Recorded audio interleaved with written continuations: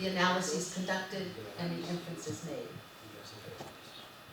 In fact, most qualitative inquirers conduct their work precisely because of their expertise, their insider understanding of a particular town or a particular culture, or some other characteristic that positions them to be particularly perceptive and interpret events in a context with special insight and understanding. For example, my own work of educational evaluation, I have spent many hours in America's public schools. I'm familiar with them. I know how to read them. If you spent that time in schools too, you just notice things by simply walking on the school grounds. You notice things, what are the displays look like? I have experience and expertise, and I bring that intentionally to my work. So these personal attributes and experiences are not considered a source of error. They're an asset to the study, a source of insight and understanding. At the same time, at least in the qualitative inquiry I learned, it's quite important to acknowledge, to try to identify and acknowledge how you are present in a particular inquiry. What it is you bring to that study, the lenses you're looking at this with. Offer a statement of your background, as it relevant to the context, your acknowledged standpoints, values, and commitments, so the readers or listeners can make better sense of the findings that you have come to. Alan Buddy Peshkin has an article about this, talking about the many eyes in qualitative research. It's a wonderful article. Again, I can find a reference if people read about it. This was about 20 years ago, and he talked about the many eyes of himself that were present in an ethnographic case study he did of 5 or 6 religious schools, religious private schools in the United States. And so one of the eyes he talked about was his own religious beliefs, how he was able to use those appropriately in different religious contexts. So this is why I made a statement of self at the beginning of this talk. Because so you know who I am a little bit, what I bring to this, and you can help interpret what I'm saying a little bit better. When I first started encouraging my graduate students to do this, statement of self in your work, just locate yourself, so we have a better sense of where you might be in the work and especially in the findings. They would write 30-page autobiographies. No, just a page or two that tells us how you are present, not the whole story. So propositions 3 and 4 revisited on the role of strong methodology in qualitative inquiry. With strong methodology, the findings generated in social inquiry can be insightful, persuasive, conceptually or practically useful, not necessarily truthful or generalizable. Possible influences of the inquirer on data collection, analysis, and reporting are acknowledged and approved, not a source of error. Okay, proposition 5. The relational dimensions of social inquiry, related to the presence of self and all that, but a little bit different. The social inquirer should establish cordial relationships with members of the setting being studied, but also maintain social distance so as to uphold objectivity and dispassion in conducting the study. So, take a minute just to chat and think about that.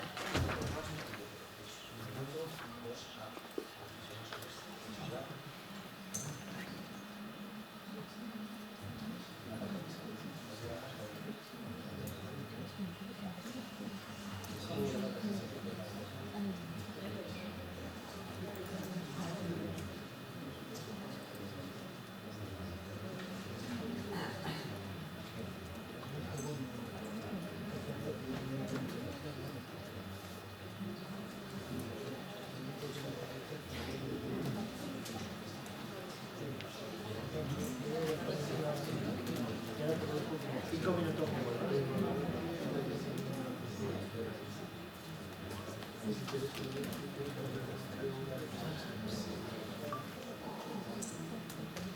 have a comment or wish to share something?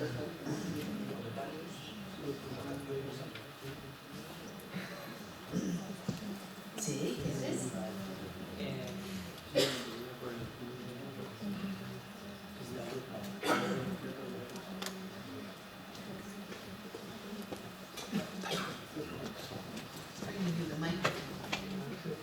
Everybody can hear.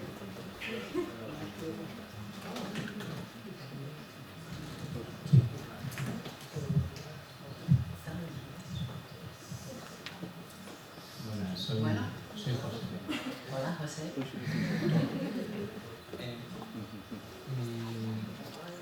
Mi cuestión es relativa a un principio. Bueno, primero disculparme, pero a lo mejor ya está respondido de la sesión de ayer, que no pude estar.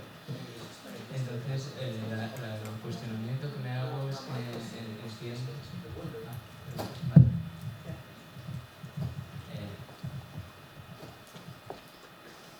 Sí.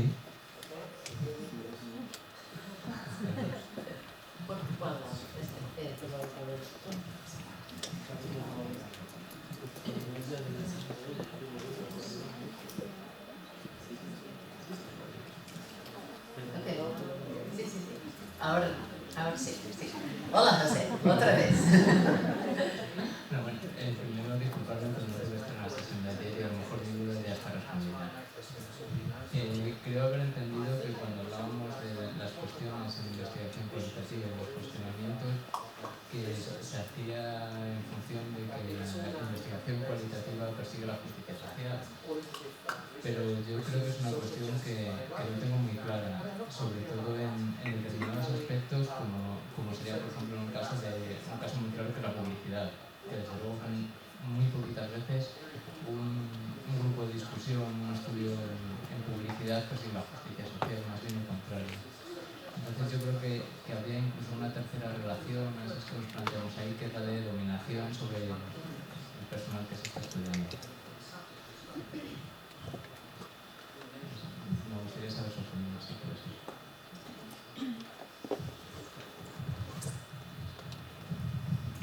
Very good question. Proposition 6 deals with this a little bit. So I think qualitative inquiry in general, the kind of general approach we're talking about here, is not explicitly committed to particular values or social justice. Some qualitative inquirers themselves are and use this inquiry to do that. But as an epistemology, as a tradition, as an interpretive stance in the world, a stance of interpretation and meaning-making, that tradition is not explicitly about social justice.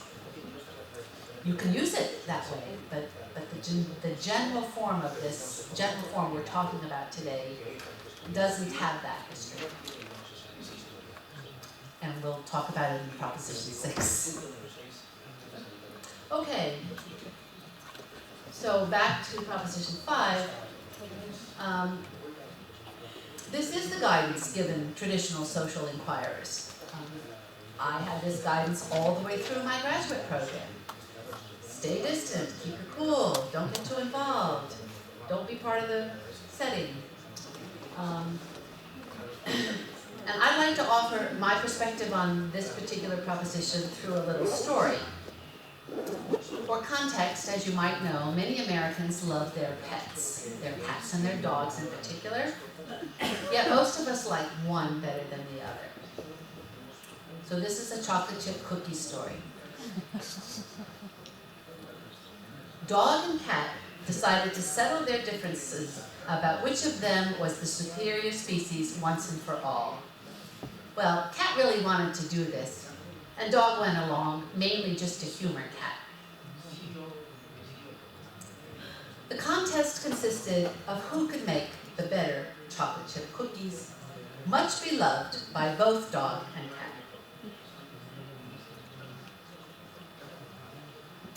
With identical ingredients and recipes at hand, the contest started at precisely 10:39 a.m. on Tuesday, for reasons nobody knew. Kat began by precisely measuring the flour and the sugar specified in the recipe, while allowing the butter to soften a bit. Dog began by humming his favorite pop tune, looking around and saying, "Hey, why don't I invite Guinea Pig and Parakeet to join us? We could all have some fun." And so he did, knowing that both Guinea Pig and Parakeet also loved chocolate chip cookies. Kat continued with her precise measurements and exact adherence to the instructions on the recipe. Dog continued by singing songs that Guinea Pig and Parakeet also knew, and by orchestrating the cookie-making activities of the trio. Guinea Pig was handling the flours, sugars, and spices, while Parakeet was poised to crack open the eggs. Some of the ingredients for Dog's cookies were finding their way to the floor. No one noticed as the threesome was just launching into a rousing rendition of the Temptations' ageless song, "My Girl."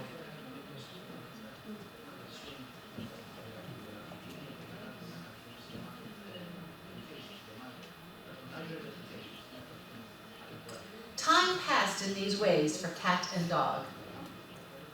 Batter was mixed, cookies were placed on the cookie sheet, then in the oven, and then out of the oven. Kat's cookies were perfectly round, all the same size, and evenly browned. Dog, Guinea Pig, and Parakeet's cookies were each unique in size, shape, texture, and brownness. Kat was sure she had a win. Turtle came out of her shell to do the judging.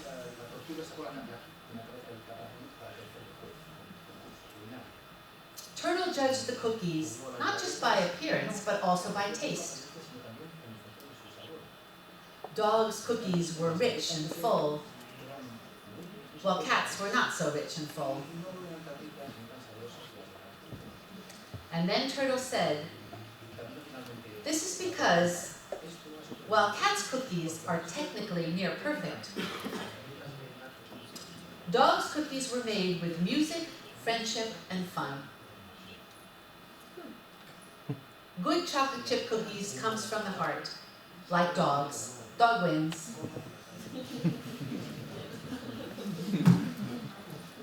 The story is intended to foreground the relational dimensions of our work as qualitative inquirers, and especially the power of these relationships in our inquiry.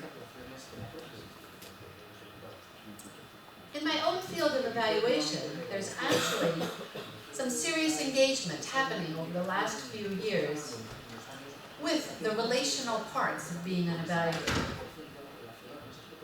Interestingly, some of this work is led by indigenous evaluators around the globe, particularly Native Americans in America and the Maori in New Zealand. From New Zealand, a Pākehā, or white evaluator, observed, "Another interesting thing in our small market, New Zealand has a total of 4.5 million people,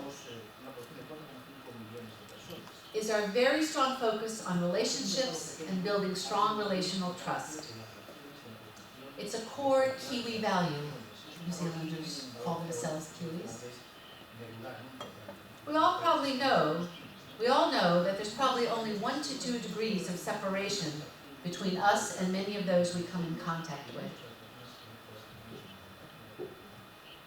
One Maori evaluator proclaimed, "Relationships are not part of the work, they are the work." Timika Abma policy evaluation expert extraordinaire from the Netherlands, has also written about the socio-relational dimensions of evaluation. She writes, "The social relations among program people and other stakeholders in the evaluation setting are an integral part of the program being evaluated and thus directly involved in assessments of program quality. The relations between the evaluator and program participants and others in the setting further influence the possibilities and constraints of the evaluative practice in that context." Tineke and one of her colleagues, Meryl Wissel, are editing a book on the intersections between caring and evaluation, which sounds to me like a very interesting book. I'm skipping the next quote, translators. "These threads in the literature all suggest that the complex and contextual relational dimensions of evaluation are constitutive of our presence on site, constitutive of the values being advanced, and thereby the character of the data collected and the interpretations made. How do these relations connect to method? Mostly through the differential positioning of the evaluator in the evaluation called for by different methodological traditions. Different traditions have different roles for us, which then imply different positioning in terms of the relationships we have with people in the context. In short, method incorporates particular stances on the relational dimensions of our work, which in turn influence and help to constitute our presence, the data we are able to collect, as well as the analyses and inferences we make of these data." Revisited, Proposition 5. "The social inquirer's relational position in the context influences the data we collect, the analyses we conduct, and the inferences we make."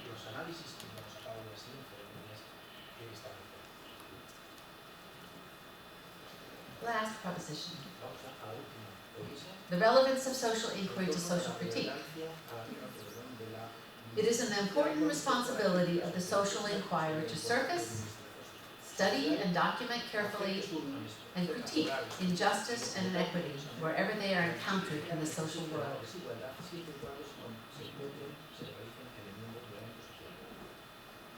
This claim does not come from conventional social science inquiry. It comes more from the critical traditions that you were mentioning.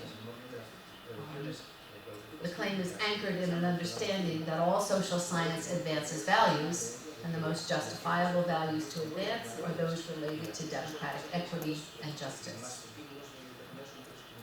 So that's where it comes from. It's not from traditional inquiry, but I'll just leave you a minute again to chat about this last one, as relevant to your understanding of qualitative.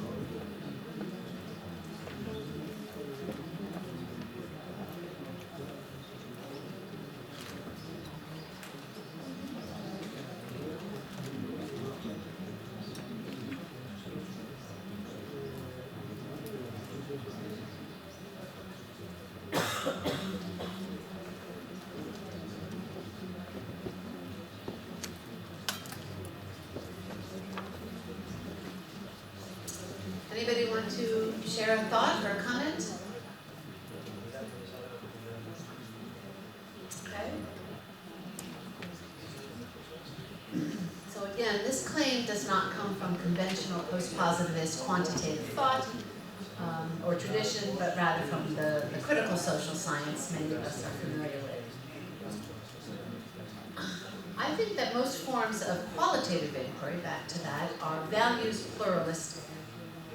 The point of a qualitative study is usually, in the mainstream, not to advance particular values, but rather to study, document, and represent the multiple values that exist in the study context and how they are involved or implicated in the actions that occur, as well as those that might not occur.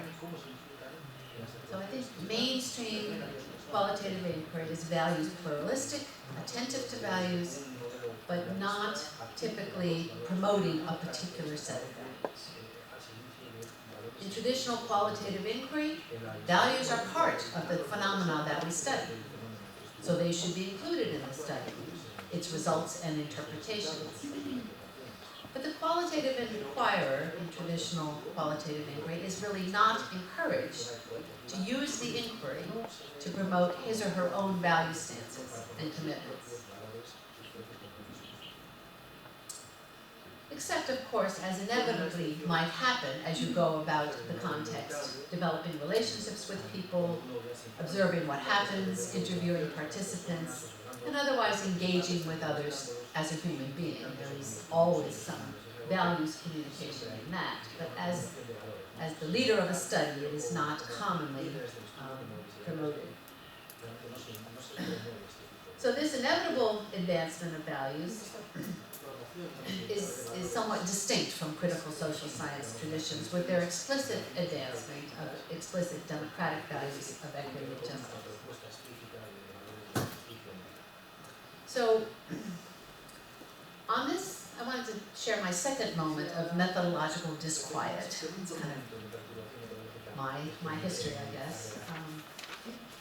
As I gained experience, some expertise and some proficiency as a qualitative inquirer, all through my own learning, specifically a qualitative inquirer of educational programs. As you recall, or may recall, the first moment of disquiet I experienced as an educational evaluator was that disjuncture between federal requirements for what I was to be doing and what I thought made sense for the educators in that context. As an evaluator, those two things clashed and didn't make sense to me. I had to work that through.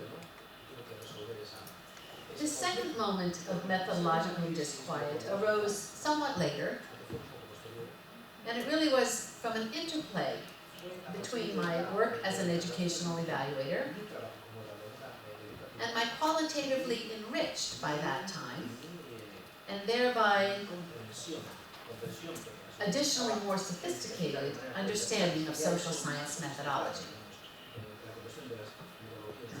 It took me a while to work this through, and I finally wrote an article that was published in the European journal Evaluation in 1996. And here's the key argument.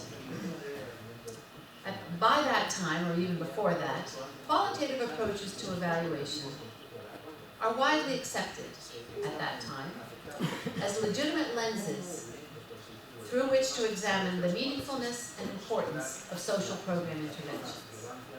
They had become mainstream in program evaluation at that time. And then I said, with this anchor of legitimacy, qualitative evaluators can now risk more self-reflection and critique towards not only increased legitimacy, but also enhanced leverage, enhanced influence. It is time, I argued, for qualitative evaluators to transform being accepted into having some influence. And this requires self-critique. And then I went on to be self-critical of the qualitative evaluation community. I think foremost among these reflective strands, I was arguing in this article, is the call to qualitative evaluators to recenter our work around the values and subjectivities we already importantly embrace.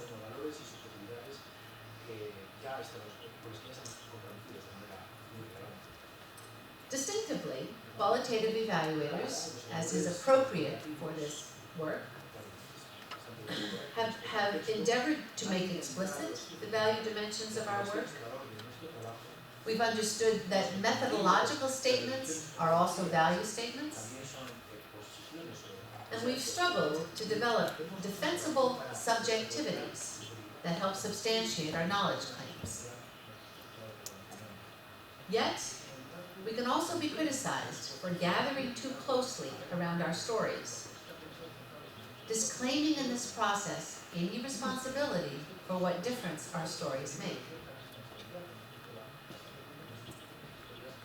And I believe it is time to move beyond the limited range of this inquiry stance and to claim a louder voice in contemporary conversations about social problems and policies. About the challenges confronting our societies and the visions we hold and cherish for the future. To do this is to stake for qualitative evaluation a more active claim to scientific citizenship. Envisioned as the assumption of public accountability and social responsibility for the political, moral, and value consequences of our work as a social scientist. And I went on to elaborate on this with 4 key issues in qualitative inquiry that I thought might be getting in our way of having more influence and leverage in the policy world with our work. Gathering too closely around our stories and not paying enough attention to what difference we were making in the world. So the 4 key issues quickly are part of qualitative inquiry. Relativism, especially extreme relativism, is not very defensible either as an epistemological or a political stance. Theory and generalizable knowledge claims are not usefully disavowed or rejected by qualitative evaluators. Such rejection leaves us only with our stories. The worry about warrant will not wane. What constitutes good and defensible qualitative evaluation and which criteria can be invoked for making such judgments remain issues of considerable challenge and importance to our work. And the 4th issue is qualitative evaluators must address better the challenge of positioning ourselves in the inquiry and acknowledging this position. So this second instance of methodological disquiet, wrestling with my methodological identity and how to enact that, reflected my developing ideas about mixed methods approaches to social inquiry. The urgency of the social problems in our world, I was starting to believe, demand all of our energies and talents, all of our ways of knowing, all of our ways of being, and all of our wisdom and intelligence. So for me, personally, Proposition 6 stands. For me personally, this is not qualitative inquiry in general. In general, I don't think it stands.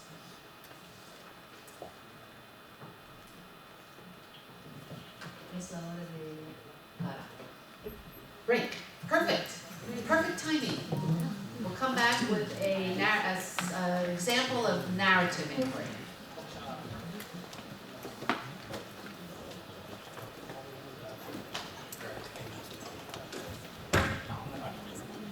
No puede ser complicado. Tengo que ir a la cabina de traducción.